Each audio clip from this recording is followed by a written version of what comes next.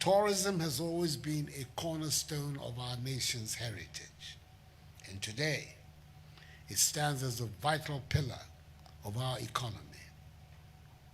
From our lush rainforests to our vibrant markets, from the historic castles to the serene beaches and our various cultural festivals, Ghana holds a wealth of natural beauty, cultural diversity, and historical significance that draw the world's attention.